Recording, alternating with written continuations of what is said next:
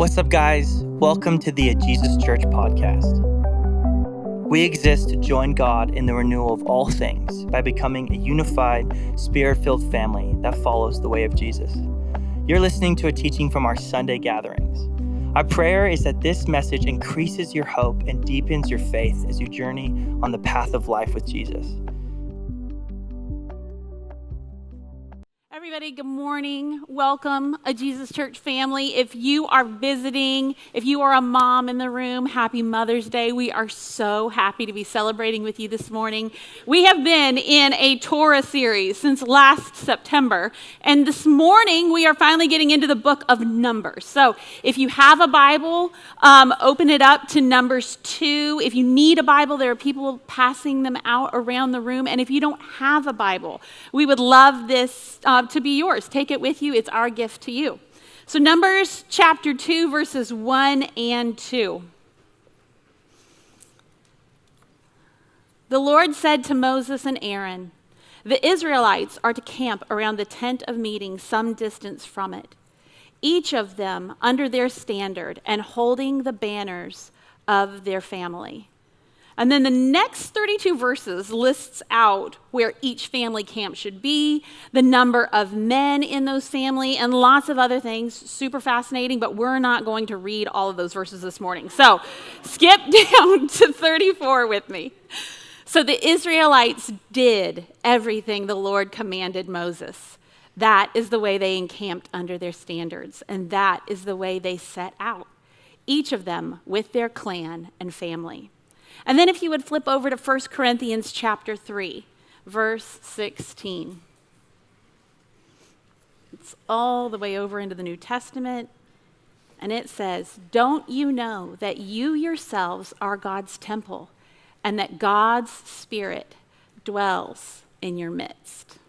This is the word of the Lord. Thanks be to God. Let's pray. God, we thank you for your word. We thank you for your instructions to us. We thank you that you aren't a God who shrinks back or hides himself, but you make yourself known. And so we just invite you, Spirit, as you dwell within us, would you just open our eyes, our hearts, our minds to experience God's presence and his closeness and his nearness with us this morning. We thank you that you are the God who chooses to dwell with us and dwell in us. We love you. It's in your name we pray. Amen. Amen. You guys can grab seats. Well, good morning and happy Mother's Day. My name is Weston. I'm one of the pastors here. If we've not met yet, I would love to meet you. This is my wife, Jenny. She's also one of the pastors here. Good morning, everyone. I know what you're thinking. You do? Yeah. Am I wearing Weston's pants? I am not. These are mine. Listen. I it's wore leopard fashion. First, okay? I just needed to make that clear. I don't Okay. know. They're kind of lit. It's pretty good. No, we thought about matching, but no, did not today on that one. But happy Mother's Day, Jenny. Happy Mother's Day. Thank You're you. an awesome mom. Thanks so much. It's a joy to be a mom. Yeah. And hey, you actually got the free coffee, didn't you? Yes, I did. Yes. It's a delicious cold brew, and I'm about to have a milk mustache, but who cares? Yep. It's delicious. Yeah, so grab one, moms. So today, as Jenny mentioned, we're continuing on in our Torah series, and we're beginning a brand new book. So over the last 3 weeks, we've been in the book of Leviticus, which has been Boring. What? Wait, what? Did somebody say that? I didn't say that. I was going to say theologically sound. It's that too. So important. Yeah, they're theologically rich sound. themes. Yes. Super important for the story that we are in. But we made it We through made Leviticus. it. We did. Good work, everybody. Good job, everybody. We're glad you're still here. Yeah, last week actually, Daniel, if you're here, he used this chart, and it actually was quite helpful in visualizing where we are at in this story. And so I want to show it real quick. Yeah.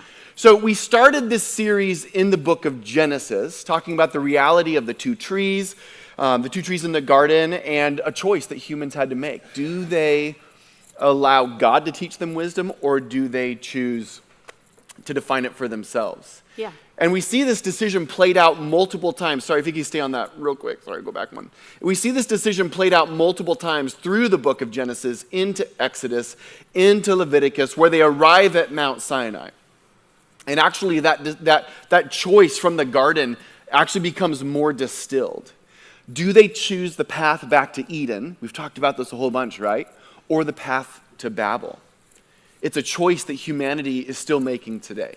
And so today, even as you look at that, we're beginning the book of Numbers. Numbers begins in this really cool spot, and it continues on as the Israelites travel from Sinai. Yeah, Leviticus was the theory, and then Numbers is the practical. Numbers is the fourth book of the Bible, and it carries forward the story of Israel after their exodus from slavery in Egypt. God had brought them to Mount Sinai, and he entered a covenant with them there. And despite Israel's rebelling of making that golden calf, even with God's presence right there, God had graciously provided a way for Israel to live near his holy presence in the tabernacle. So the book of Numbers begins as Israel wraps up their 1-year stay at Mount Sinai, and then God begins to prepare them to head out into the wilderness on their way to the land that God had promised to Abraham all the way back in the book of Genesis. Yeah, and really Numbers chapter 1, it starts with a whole bunch of numbers. Yeah. Go figure. God instructed Moses and Aaron to count all of the Israelites and all of their tribe. That's the step one. And so the first chapter of Numbers is the list of names, tribes, and how many men are represented in each tribe. And it just goes all the way through. And then chapter 2, God says, okay, now that you've counted them, now this is the way that every tribe is going to set up their camp around the tabernacle. Every time you camp in the desert, this is what it is supposed to look like. And so now I want to show you like this very oversimplified idea. That's your specialty. What it Just like an oversimplified idea of, it's great, it's helpful, I think. Helps me. I like it just whittled down to a simple. Up top. Yeah. All right. Okay, no shade. Keep going. You're doing great. a very Weston version of what the camp might have been set up like, oversimplified. That's true, actually. That was a good one. That was a good one. According to Numbers 2. So here it is. There it is. All right, super simple to see. According to Numbers chapter 2, this is the way the camp would have been set up like around the tabernacle. You see the Levites, who were the priests who camped directly around outside of it, and then all of the tribes. Yeah. And so that's basically all what chapter 2 is. It's like, okay, this tribe with this number of people, you camp at this part of the camp. This tribe with this number of people, you camp this part of the camp. And it goes all, it's super fascinating. It's an organizer's dream right there. Yeah. Yeah. So just imagine this camp with me for a moment. Each of these tribes, each of those groups of 3, represent somewhere around 150,000 men. That's not counting the women and children. And so some people estimate that could be up to 2 to 3 million people camping in the desert. Another way to think about that is like the population of Chicago, sprawled out across the desert. I actually had AI create what that might have looked like, and it kind of blew my mind. Check this out. Like that's incredible. That's like Chicago size, sprawled out across the desert, and every time that they would set up camp, this is what it had to look like, God in the middle, and all the tribes around them specifically. Jenny, you love to camp. What do you think of that? You want to spend some time camping? I mean, 150,000 men per tribe trying to start a fire? Like, that's just my nightmare. But yeah, let's keep going in the story. Well, there's probably like one guy starting a fire while 5 guys are telling him what to do. Probably like different ways to do it, and like, oh, I don't know. Mm-hmm. Anyway. What's the best type of wood? That kind of thing. Yep. Okay. Anyway, so last week Daniel talked about this reality that if you look at that, God's saying, hey, set up your camp this way, and I'm moving in with you. Remember that whole theme from last week? It was so powerful. This idea that the tabernacle, if you remember all the aspects of the tabernacle, the very center of that was the Holy of Holies, right? Where God's Spirit, His presence dwelt. And He's saying, I'm coming into the middle of your camp. And here in Numbers, we see that Yahweh wants to live with the Israelites, literally in their camp every day as they trudge through the wilderness on their way to the land of promise. He wants to walk with them through their joys and their sorrows and their difficulties and their celebrations. Mm-hmm. And Yahweh wants the Israelites to keep Him at the center of their joys, their sorrows, their celebrations, their difficulties. Mm-hmm. The idea that the tabernacle being at the middle would mean that every time they set up this camp, even almost every time they come out of their tents, they would see the presence of God right there in the middle. His instruction to the Israelites to set up their camp in this way will remind them every single day that the very center of their lives should be Him. Yeah, and being centered on God's presence matters, because whatever is at the center of our lives becomes the thing that shapes our identity, directs our decisions, defines our values, and pretty much everything else. God didn't want Israel to just believe in Him, even though they could see His presence right there. Yep, there He is. He wanted Israel to arrange their entire lives around Him. Yeah. All right, so let's go back to this first really simplified graphic of the camp, if you would. Love it. Look at this camp. We're going to mess around with this a little bit, and this is going to be the majority of what we do this morning. We're going to mess around with this camp. All right, I want to make this one really personal. This is no longer the camp of Israel. This is now the camp of Weston. And this camp represents my life. And in place of the tribes, we're going to put up there things that make up my life. I believe we have it. There it is. Yeah. Okay, so we have Jenny and the kids. We have our extended family, Jesus Church. Y'all made it. My community. Stress, right? That's a part of my life. Goals for my life. Comfort, busy schedule, fear of loss, rest, reputation, money. And it was kind of hard to come up with just 12, but I'm like, hey, these are kind of 12 big ones. And always the question for me that I have to keep going back to is what sits at the center? What am I organizing my entire life around? Is it God?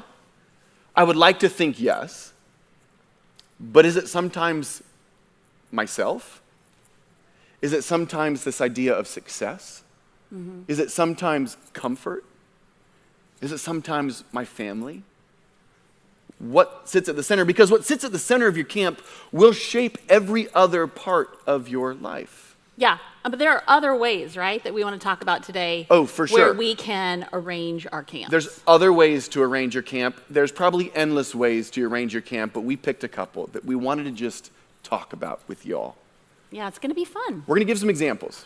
And by fun, we're going to give you some examples taken right out of our own lives. Mm-hmm. And in doing this, I'm going to tell you up front, we might step on your toes. Yeah. We might offend some people here. Hopefully not. Hopefully not. Yeah. Maybe you might think that we're talking about you. But I need to say, if the shoe fits. No, I'm kidding. I need to say that these are examples that we have walked through as a husband and wife. We have walked through in our own personal lives. And our assumption is that we're not alone in it. So if it feels a little bit like, oh, are they talking about me? Like, no, but take what you can, you know? Yeah, absolutely. Because like the Israelites, we are all on a journey. So let's walk down this path together. Love it. What might it look like? So there's other ways to arrange this camp. If God's not at the center, something else will be. Okay, let's clear the board. Let's talk about a way to arrange this camp in a little bit of with a different center. This first one we're going to talk about is the camp of succeeding. Now, in the camp of succeeding, what sits at the middle, at the center, is this idea of success. Mm-hmm.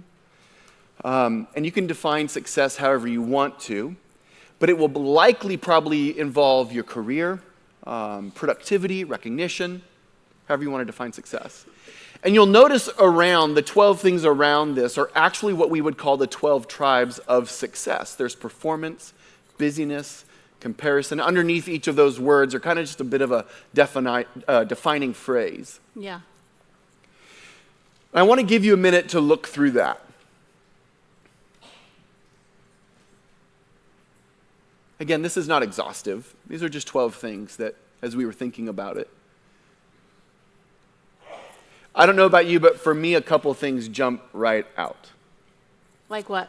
Well, I think the first one that I'm looking at right away is performance. I am what I accomplish. I remember specifically, right when I stepped into the job here at AJC. We had just come off some super hard stuff with work. I'd been let go from a job previously. It was kind of like blindsided me. I didn't see it coming, but I should have, I guess.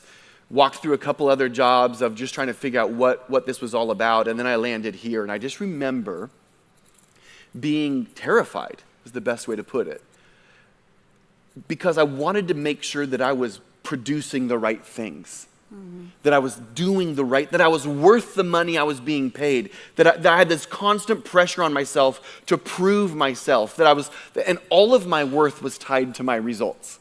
Like what it was doing and how it was working, and was everything going okay, and was I actually putting in the right time? Yeah. But what happened is, when I was first hired on, I was hired on to work with the school at the time, the Westside School of Mission, Theology, and Worship, if y'all remember that. Within a year and a half, that school dissolved, and I was terrified.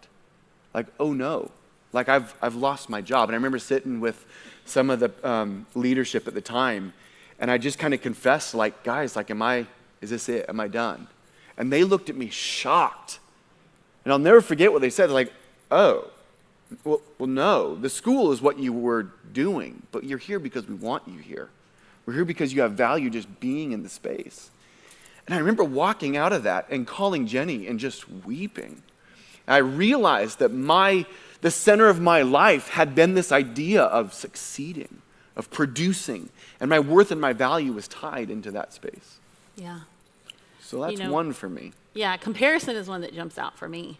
Like, I feel like that is something that it constantly like rises up in my heart of, is this something that I'm doing just because I'm trying to be better than is there a spirit of competition even in the way that I'm living my life? And I mean, you would think, like, even as a homeschool mom, I remember having a social media feed and scrolling through all of these other moms that were homeschooling. And I remember literally saying out loud as I was watching their little videos of the way they did their homeschool classrooms, you make me feel bad about myself. You make me feel bad about myself. You make me feel bad about myself. And what they were doing was inherently good. But what was going on inside of me was this attitude and like confusion of comparison that was like, if this wasn't the measure, then I wasn't doing it right. I wasn't enough. And I mean, these things, they do not help in the fight against comparison. No. But that's one that immediately jumps out for me that could easily sneak in and order. I think what's interesting about this, if success is sitting at the middle of your camp, then where does God fit in? And I think often in these camps, as we show them, as we walk through them, God's oftentimes just not, it's not like he's not there. He's there, but the role that he plays is very unique. And if success is your thing, and if you are a follower of Jesus, then what it's going to look like is God is there if you need him. Yeah. And usually that looks like when you feel like you're failing, then you go to God. But when you feel like you're succeeding, he's off to the side. So what you're saying is he becomes more of a consultant than at the center. For sure. Yeah. So I want you just to take a look at this. I know for me, again, I could just keep going through these. Efficiency, high value of mine. Efficiency is probably too high of a value. Every moment needs to produce something, probably tied to that performance thing, right? Where it is a high value, but sometimes it's not the highest. Sometimes the least efficient thing is the highest value. I mean, that's talking to all parents, right, in the room. Sometimes the thing that's like, this is not going to go faster if you help me wash the car. But I'll have them help you wash the car because that's the value. Okay. I almost said any questions, but we're not going to do that. Yeah, okay. Good idea. Come back tonight. We might do that tonight. All right, let's clear the board. There's a couple more that we want to show you. And unfortunately, we could talk all day about these, but we're not going to. And there's a ton that we could do. But here's another one. The camp of self-comfort. Take a minute to look at this. This camp is structured to do what feels best for me. My comfort, my preference, my truth, my fulfillment. My decisions are based on what feels good for me. And sacrifice, taking the low road, serving somebody, is avoided. And the tribes of this camp, well, you can see. Convenience, entertainment, personal freedom, self-expression, avoidance, validation.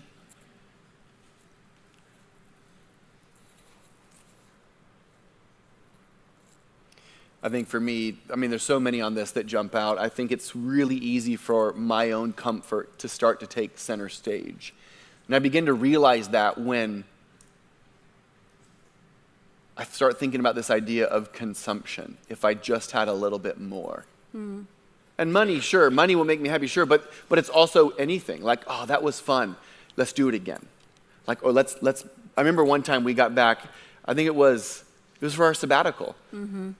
And it was a beautiful time that you and I were able to get away, and it was like once in a lifetime sort of moment to be able to go and to spend time together. And we got back, and I immediately began to try to figure out how we can do that again. Instead of just stopping and like enjoying the reality that this was a moment. Yeah. It's like, okay, when's the next time? Yeah. What's the next thing? We should have just a little bit more of this or that. Yeah. And all of a sudden that becomes the thing that starts filtering all of my decisions. Yep. Instead of being able to like sit in the treasure of that moment. For sure. Yeah. Yeah. Absolutely. Another tricky thing about this self-comfort is this idea of like church and family. Because if you are living based on like what your truth is, then it feels like the church is full of judgmental people where disagreement equals judgment. And that just simply isn't true. Right, where objective truth almost feels restrictive. Yeah. Like I'm not going to go sit and listen to church because that's objective truth and it's not my truth, and that feels restrictive to me. And then where does that put God for us? Well, he's reduced to a life coach. Like what? How can he help me? Yeah. It becomes more of like background music rather than the director of the orchestra. Yeah. It's like this idea that, well, sure, God can be there as long as he doesn't disrupt my comfort. And the moment that it starts to disrupt my comfort, I'm gonna avoid that moment. Tuning out. Yeah. And church becomes super optional. Yeah. Anything else for you in that? I mean, lots, but we got to keep going. Okay. Okay. Let's clear the board. Last one. We want to hit on this last one. And we're going to spend a little bit of time on this because for me, And for me. and for you, sure, this is tough. This is the camp of family. This camp is organized around the idea that my family is everything. Your kids, your marriage, family success sits at the center. Your time is packed with activities, and you prioritize your children's success and stability in the home. And the tribes of this camp, well, they might be things like this: protection, or busyness, comfort, stability, emotional dependence. I think what's interesting about all of these camps is these 12 tribes that sit around these 3 camps that we just showed you. Some of them are not of God, but there's a lot of really good things in there. And that's the problem with this. Like, good things can be good, but they can also get in the way of what God is doing. You have to constantly monitor that. Yeah, they subtly like want to slide in to become the ultimate thing instead of keeping God at the center. Before I had a family and kids, I was like, whatever, like I was just down for anything. Kind of a bit of adrenaline junkie. Like, sure, you take me. I know the example that I was using is like, I loved to go whitewater rafting. I mean, just take me down any river with any group of people. It doesn't matter. Whatever the rapid is, we'll make it. It'll be fine. And I learned actually how to be a river guide, and it's a super fun thing to do. The moment I had a wife and kids, all of that changed. This idea of protection, I never quite knew what this felt like before. And all of a sudden, my risk assessment was just flying off the handle. Like, wait a second, what if the things that might happen, to the point that, like, maybe we don't go rafting anymore. Maybe that's like we just completely avoid that thing. It's this over control, it's this anxiety, and all I could see was the worst case scenario coming. And it created this fear-driven parenting. I remember our kids were little, and one of them was like, well, you know, Dad, safety first. And I'm just like, who are you talking about? Like, that's never been a definite. And I had to realize, like, yeah, That had started to become the most important thing. And the reality is that 90% of everything I worry about never happens, which could point to the reality that worrying works. But that's not for this. That's another conversation. No, I'm kidding. But yeah, that's one I felt like jumped out when it came to family for me. Yeah, for me, it comes down to this like comfort and stability.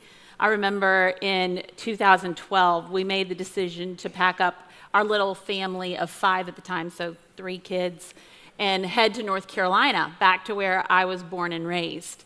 And in the midst of that year living there, we moved in with my parents. God bless this man. Yeah, we did. Yeah, so we good. did. If they're watching this, that was an amazing And time. Love you, Mom and Dad. Love it. Good memories. It was just like I was finally getting to raise my kids in the South, and it was sunshine all of the time. And my mom was I think she thought I just couldn't do it on my own. So she went everywhere with me, which was amazing because our kids were So good. 3, 2, and 1. Y'all can read that however you want. But within like less than 9 months, the job had dried up and we had the opportunity to move back to Oregon.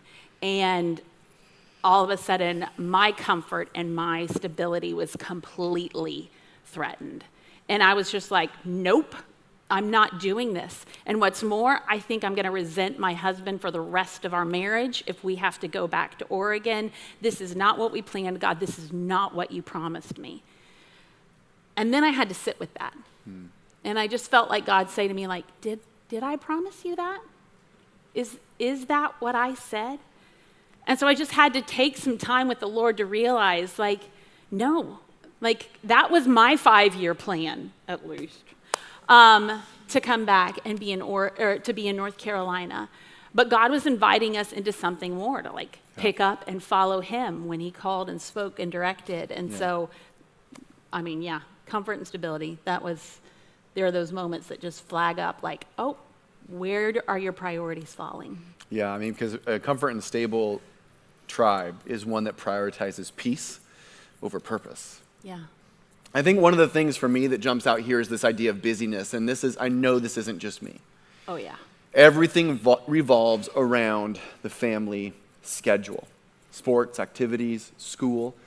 The family calendar, get this, the family calendar becomes the functional ruler of your life.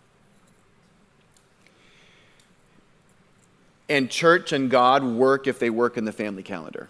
That's fine if it fits. But if it doesn't fit, the family calendar takes precedence. I mean, we've had this, there's just so many stories to go. I just think about the one, with our kids, some of the decisions that we made early on is like, youth sports are fine. There could be a whole camp about youth sports. The camp of youth sports. That could be a whole camp. But the reality that like the schedule, this Sunday church for us was a high value in our home. And so games weren't going to get in the way of Sunday church. And we had to make some hard decisions about that. We had to say no to some things and yes to some things. And there's 2 other times, like obviously Christmas Eve wasn't Sunday, but that's a big thing for us. And Good Friday was a big thing for us. Not a Sunday, but a big thing for us. Well, once Chandler started playing lacrosse in 8th grade, games landed on Good Friday almost every single year. And so we had to make decisions and actually had that conversation with him like, hey, bud, like we value going to church. And it was hard for him, but he just in such an incredible way submitted to our values. And he sat, I remember the first year, he sat at Good Friday with sweatpants and a hoodie, and under that was his lacrosse jersey.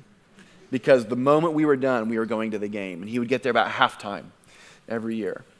And this last year, his senior season, I said to Jenny, like, do we just let him go play? Like, it's his senior year. Do we do it? The family calendar began to seat back in the middle. And Jenny was like, no, we've set this precedence. This is what we're going to do. This is the value. I'm like, oh, yeah, that's what I mean. That's what I mean. Good word, yeah.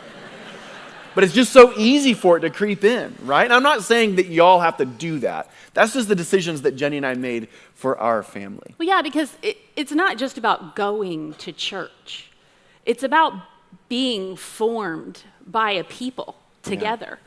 Like, you guys are our kids' family. Yeah.